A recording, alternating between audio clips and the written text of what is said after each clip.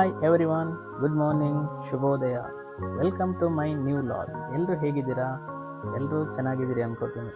ಯಾರಾದರೂ ನನ್ನ ಚಾನಲನ್ನು ಫಸ್ಟ್ ಟೈಮ್ ನೋಡ್ತಾ ಇದ್ದು ವಿಡಿಯೋಸ್ ಇಷ್ಟ ಆದರೆ ಪ್ಲೀಸ್ ಚಾನಲನ್ನು ಸಬ್ಸ್ಕ್ರೈಬ್ ಮಾಡಿ ನನಗೆ ಸಪೋರ್ಟ್ ಮಾಡಿ ಅಂತ ಹೇಳ್ತಾ ಇವತ್ತಿನ ವಿಡಿಯೋವನ್ನು ಸ್ಟಾರ್ಟ್ ಮಾಡುವ. ಬನ್ನಿ ಫ್ರೆಂಡ್ಸ್, ಇವತ್ತಿನ ವಿಡಿಯೋ ಯಾವುದ್ರ ಬಗ್ಗೆ ಅಂತ ಹೇಳಿದರೆ, ನಮಗೆ ಬ್ರಾಯ್ಲರ್ ಚಿಕನ್ ಇದು ಮರಿ ಬರ್ತಾ ಇದೆ. ಹಾಗೆ ಬೆಡ್ ಎಲ್ಲ ರೆಡಿ ಮಾಡಿ ಇಟ್ಕೊಂಡಿದ್ದೀವಿ. ಶೆಡ್ಡನ್ನು ಕೂಡ ಪೌಡ್ರೆಲ್ಲ ಹಾಕಿ ನೀರನ್ನೆಲ್ಲ ಹಾಕಿ ಇವಾಗ ನಮ್ಮದು ಇದು ಐಡಿಯಲ್ ಕಂಪನಿ ಜೊತೆ ಟೈ ಅಪ್ ಆಗಿರುವಂಥದ್ದು ಕಾಂಟ್ರಾಕ್ಟ್ ಫಾರ್ಮಿಂಗ್ ಅಂತ. ಇದು ಹ್ಯಾಚರಿಯಲ್ಲಿ ಹ್ಯಾಚ್ ಆಗಿ ಮೊಟ್ಟೆಯಿಂದ ಒಡೆದು ಮರಿ ಬಂದ ನಂತರ ಡೈರೆಕ್ಟಾಗಿ ನಮ್ಮ ಶೆಡ್ಡಿಗೆ ತರುವಂಥದ್ದು. ಇವಾಗ ಮರಿ ಬಂದಿದೆ. ಇದನ್ನು ನಾವು ಇವಾಗ ನಮ್ಮ ಶೆಡ್ಗೆ ಬಿಟ್ಕೊಳ್ಬೇಕು. ಇದು ಹ್ಯಾಚರಿಯಲ್ಲಿ ಮರಿ ಆಗಲಿಕ್ಕೆ 21 ಡೇಸ್ ತಗೊಳ್ತದೆ. ಮರಿ ಆದ ತಕ್ಷಣ ಡೈರೆಕ್ಟಾಗಿ ಹೆಡ್ಡಿಗೆ ತಂದು ಸಾಕುವಂಥದ್ದು. ಅಲ್ಲಿ ಏನೂ ಕೂಡ ಕೊಡೋದಿಲ್ಲ ಮರಿಗಳಿಗೆ, ಮೊಟ್ಟೆಯಿಂದ ಹೊರಗೆ ಬಂದಿರ್ತದೆ ಅಷ್ಟೇ. ಇಲ್ಲಿ ಫಾರ್ಮಿಗೆ ಬಂದ ನಂತರ ಇವಕ್ಕೆ ಫುಡ್ಡು, ನೀರು ಎಲ್ಲವೂ ಇಲ್ಲಿ ನಾವು ಸಪ್ಲೈ ಮಾಡಬೇಕು. ಅಲ್ಲಿ ತನಕ ಅವು ಏನನ್ನೂ ತಿಂದಿರೋದಿಲ್ಲ. ಹಾಗೆ ಹೀಗೆ ಬಂದಂಥ ಮರಿಗಳನ್ನು ಒಂದು 10ರಿಂದ 15 ದಿನ ತುಂಬ ಕೇರ್ಫುಲ್ಲಾಗಿ ನೋಡ್ಕೊಳ್ಬೇಕು. ಯಾಕೆಂತೇಳಿದರೆ ಇದಕ್ಕೆ ತಾಯಿ ಕೋಳಿ ಇರೋದಿಲ್ಲ. ನಮ್ಮ ಊರಿನ ಕೋಳಿಗಾದರೆ ತಾಯಿ ಅದನ್ನು ನೋಡ್ಕೊಳ್ತದೆ. ಇಲ್ಲಿ ನಾವು ಅದೇ ರೀತಿ ನಾವು ನೋಡ್ಕೊಳ್ಬೇಕು ಅದನ್ನು. ಹೀಗೆ ಒಂದೊಂದು ಕ್ರೇಟಲ್ಲಿ 80 ಚಿಕ್ಸ್ ಇರ್ತವೆ. ಹೀಗೆ ಇದನ್ನು ನಾವು ಡೈರೆಕ್ಟಾಗಿ ನಾವು ರೆಡಿ ಮಾಡಿಟ್ಟಿರುವಂಥ ಬೆಡ್ ಒಳಗಡೆ ಬಿಟ್ಕೊಳ್ಳುವಂಥದ್ದು.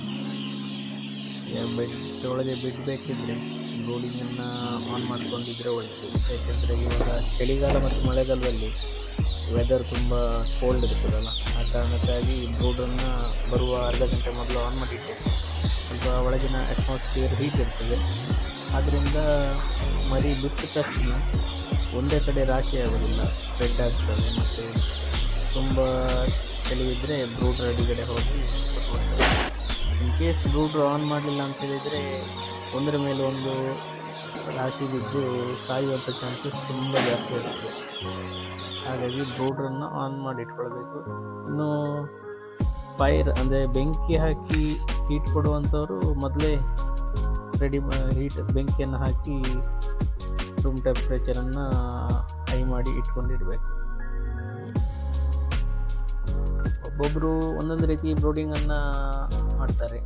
ಕೆಲವೊಬ್ಬರು ಗ್ಯಾಸ್ ಬ್ರೂಡಿಂಗ್ ಹಾಕ್ತಾರೆ, ಇನ್ನೊಬ್ಬರು ಕಟ್ಟಿಗೆ ಹಾಕ್ತಾರೆ. ನಮ್ಮದಿದು ಎಲೆಕ್ಟ್ರಿಕ್ ಬ್ರೂಡಿಂಗ್ ಅಂತೇಳಿದರೆ, ಫಾರ್ ಎಕ್ಸಾಂಪಲ್ ಇವಾಗ 2000 ಚಿಕ್ಸ್ ಇದ್ದರೆ 2000 ವ್ಯಾಟ್ ಇದು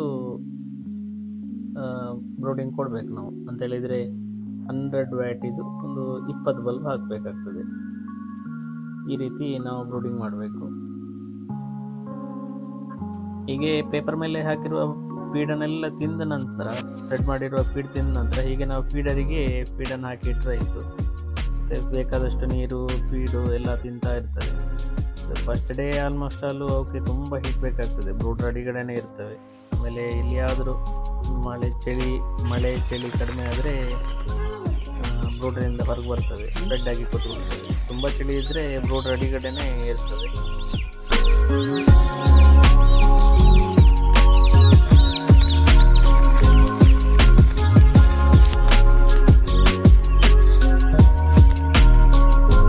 ಹೀಗೆ ಬಂದಂಥ ಮರಿಗೆ ನಾವು ಫಸ್ಟಾಗಿ ನೀರು ಜೊತೆ ಎಲೆಕ್ಟ್ರೋಲೈಟನ್ನು ಮಿಕ್ಸ್ ಮಾಡಿ ಕೊಟ್ಟಿರ್ತೀವಿ. ಯಾಕಂತೇಳಿದರೆ ಟ್ರಾನ್ಸ್ಪೋರ್ಟಲ್ಲಿ ಸ್ಟ್ರೆಸ್ ಆಗಿರ್ತದೆ.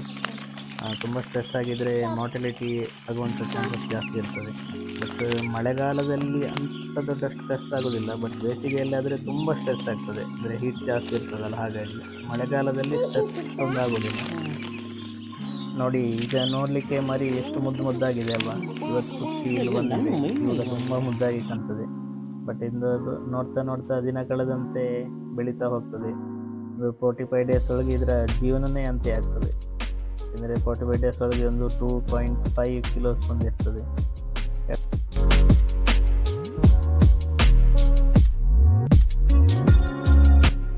ಇನ್ನು ಮುಖ್ಯವಾದ ವಿಷಯ ಅಂತ ಹೇಳಿದರೆ, ನಾವು ಎಷ್ಟು ಜಾಗದಲ್ಲಿ ಬ್ರೂಡಿಂಗ್ ಮಾಡ್ತೀವಿ ಅದನ್ನು ಕಂಪ್ಲೀಟಾಗಿ ನಾವು ಕರ್ಟನಿಂದ ಕವರ್ ಮಾಡಬೇಕು.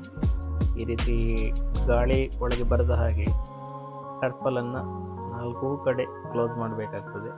ಜಸ್ಟ್ ಒಂದು 1 ಫೀಟ್ ಆರ್ 2 ಫೀಟ್ ವೆಂಟಿಲೇಷನ್ ಕೊಟ್ಟರೆ ಸಾಕಾಗ್ತದೆ ಆಕ್ಸಿಜನ್ಗೆ.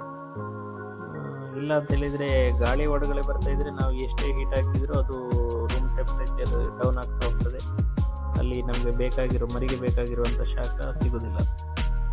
ಆವಾಗ ನಮ್ಮ ಬ್ರೂಡಿಂಗ್ 100% ಫೇಲಿಯರ್ ಆಗ್ತದೆ, ಮರಿ ಸಾಯೋ ಚಾನ್ಸಸ್ ಜಾಸ್ತಿ ಇರ್ತದೆ. ಹಾಗಾಗಿ ಕೋಳಿ ಮರಿ ಅಂತ ಏನು ಮಾಡ್ತಿದ್ದೆ? ಕೋಳಿ ಮರಿ ಏನು ಮಾಡ್ತಿದ್ದೆ ಹೇಳ? ಹಾಂ, ಈಗ ನಾನು ಹಿಂಗೆ ಹಿಡ್ಕೊಂತ. ಹಾಂ ಹೇಳು, ನಿಂಗೆ ಗೊತ್ತಾತಲ್ಲ ಹಿಡ್ಕೊಂಬ. ಹಾಂ ಹೇಳು ಹೇಳ ಹೇಳ ಹೇಳ. ಈಗ ಕೋಳಿ ಮರಿ ಅಂತ ಮಾಡ್ತಾರೆ, ಫೀಡೆಲ್ಲ ಪಪ್ಪನೇ ಹಾಕೋದು ಅಂತ ಲೈಟ್ ಹಾಕಿ ಪಪ್ಪ ಎಂತೆಲ್ಲ ಮಾಡ್ತೀವಿ. ಕಪ್ ಮರಿ ಅಂತ ಹಳೆ